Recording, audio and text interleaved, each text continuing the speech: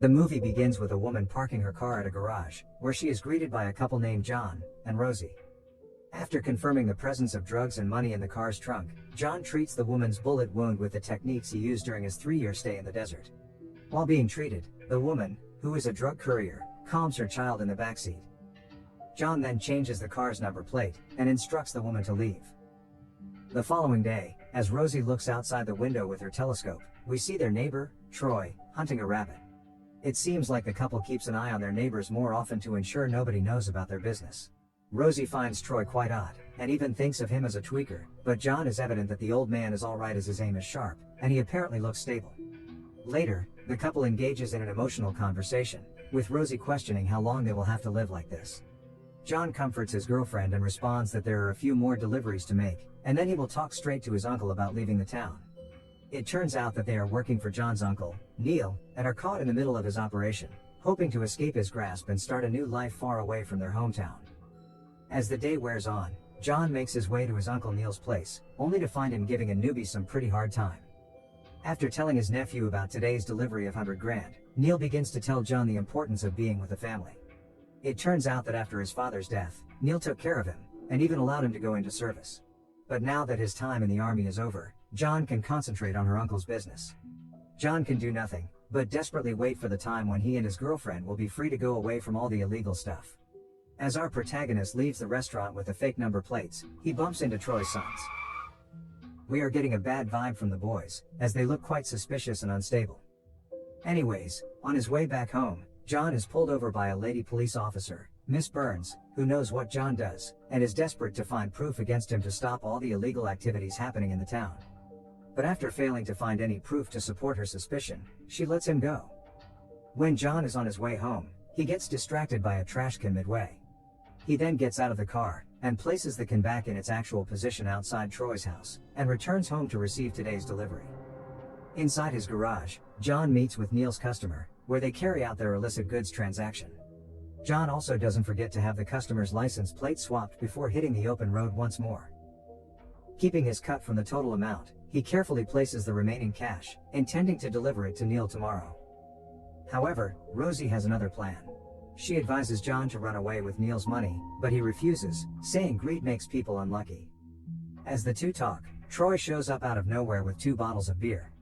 He politely asks John if John was on his land earlier that day, so John tells him about his empty trash can that was in the middle of the road. Things are going quite normal, until Rosie greets Troy and receives an unexpected response.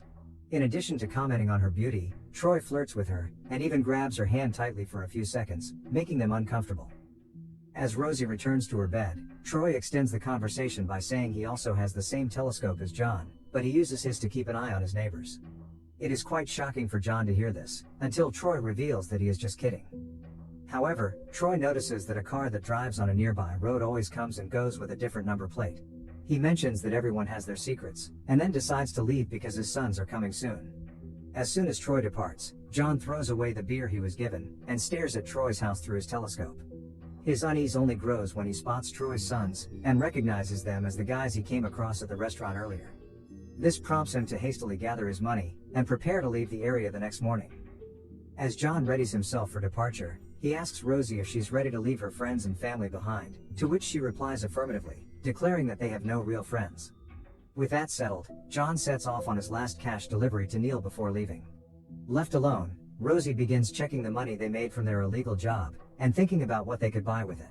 But then,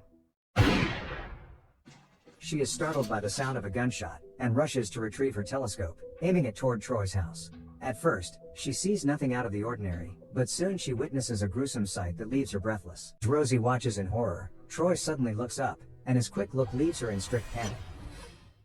Meanwhile, John has made his way to Neil's place, right when Neil's man grabs him by the neck. Here it reveals to us that by some means, Neil knew John's leaving him and threatened him not to think of this again. Terrified, John rushes back home while trying to call his girlfriend, but gets no answer. When he notices Rosie is missing, he searches the house but comes up empty-handed. Moreover, his 25 grand are still there when he quickly checks them out of curiosity. Determined to find his beloved, John heads over to Troy's land, hoping that he knows where she might be. Troy then tells John that a pretty girl like Rosie is the same, and that she might have left him for good. When John returns home, He continues his search, and catches a glimpse of the telescope, which he had kept in the bedroom before but is now in the living room. He realizes that Rosie had been looking toward Troy's house before she vanished. Overwhelmed by the situation, John decides to take a moment to relax with a drink at Troy's house, just as Troy did at his. However, when he arrives, he finds no sign of Troy anywhere, and the door isn't locked. As John searches for Troy, he becomes increasingly suspicious when he spots a telescope pointed directly at his own house. You motherfucker. Once he realizes that his house was being watched, he hears music coming from a hidden door in the bedroom that leads down to a creepy basement. There, he discovers a disturbing array of cameras, and as he goes deeper, he finds a hallway with a secret passage at the end. Back in the basement, John finds that the hallway has many rooms, and his investigation takes a dark turn when he stumbles upon the lifeless body of a teenage boy. When he looks in another room, he discovers a terrified young woman named Sarah held captive in a cage. John promises to help her find her friend Cole, who's also being held somewhere in the basement. He goes to search another room, only to find Rosie there. Seeing Rosie has been captured in a cage, he tries to find a way to cut the cage lock, but before he could do anything, he hears the noise of Troy returning home. Knowing that Troy is alone at home, John decides to take him down by himself. After leaving Rosie in the basement, he goes upstairs with a knife in his hand. But before he could stab Troy's son, Cooper and Harley return home. John hides inside another room while listening to the family's conversation. Even after doing the dirty work of kidnapping people, it is revealed that Troy's son Cooper is afraid of homicide, and is suffering from trauma because of a recent hit on the young boy. Troy then boosts him up by assuring no execution without any reason, and wants him to do nasty work for him tonight. As Troy and his son decide to go into the basement again, John takes the step down there before them. Inside the basement, Troy, Cooper, and Harley prepare to commit a dreadful task, while John keeps listening to them. Here Troy's and his son's real jobs are revealed. They are kidnappers who torture people to get money from their rich parents. Plus, Troy the father also knows how rich the little girl's dad is. The boys wear strange masks, and bring Sarah to the present room, where she is fastened tightly to a chair, and is about to get tortured by Cooper. The father records the whole video, and will send it to Sarah's parents in exchange for money, while Cooper acts as if he's going to smash her. After recording the video, on Cooper's inquiry, Troy reveals his plan of getting rid of Rosie, because of her witnessing the boy slaughter before. John overhears them talking, and after they go upstairs, he runs straight to Rosie. He tells her to stay calm, and then sneaks out of the secret passage, and back to his house. John then collects the bolt cutter and gun, but as he is returning to Troy's basement, he witnesses Troy and his son disposing off the body of the boy they killed earlier. As John desperately looks for a way out of this, he spots a police car passing by, but to his surprise, the car drives straight towards Troy, where he soon discovers that Officer Burns is in cahoots with Troy and his son. Just as he tries to retreat, he runs into Cooper, and a scuffle ensues. Both of them fall into a pit filled with the dead rabbits that Troy hunted. John is forced to use his combat experience, and take drastic measures to silence Cooper. He forcefully shoves a dead rabbit into Cooper's mouth, causing him to choke and die. Now we know what this man is capable of, while John makes his way through the secret passage leading to the basement again. Unfortunately, Rosie is no longer in the room, as it is revealed that the boys have taken her to upstairs. Once John returns to the basement, he finally discovers Sarah's friend, Cole, who is injured and unable to move on his own. John breaks the chain holding Cole's cage, and then he approaches Sarah, telling her to help him escort Cole out of the basement while he goes for Rosie. Before going for Rosie's rescue, John instructs Sarah to throw a stone at Troy's house after counting to 100, in order to distract them. As John approaches Rosie from the basement, Sarah throws the stone, and the distraction causes them to leave Rosie unattended. This gives John the opportunity to save her, and escape from the basement. While Harley and Troy investigate the source of the commotion outside the house, they stumble upon Cooper's dead body lying in a pit. Grieving over Cooper's death, the father and brother are now consumed with a burning desire for retaliation against Cooper's murderer, but when they return inside, Rosie has disappeared. The family activates all the landlights and sets out on a mission to hunt down the perpetrator. As the four of them make their way to the truck, they run into Neil and his men, who want to prevent John from leaving his work. Just then, Harley and Troy unleash a barrage of gunfire. The bullets claim the lives of Neil's men and Cole, leaving a trail of devastation in their wake. The havoc, the group manages to escape in Neil's car, and as they speed away, Harley and Troy continue their relentless pursuit. But it looks like the bad guys have luck on their side, when Neil is shot to death and Officer Byrne intervenes.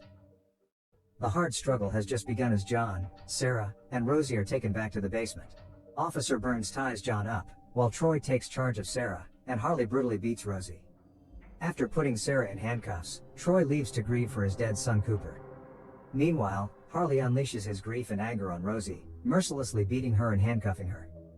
As Harley goes near the helpless Rosie on the ground, she seizes the opportunity and uses the handcuff keys to free herself and handcuff Harley at the same time.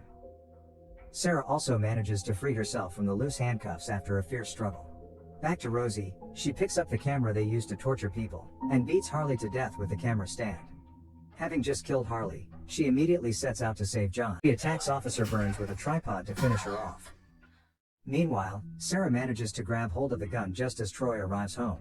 She doesn't know how to use the weapon, so Troy quickly snatches it from her grasp.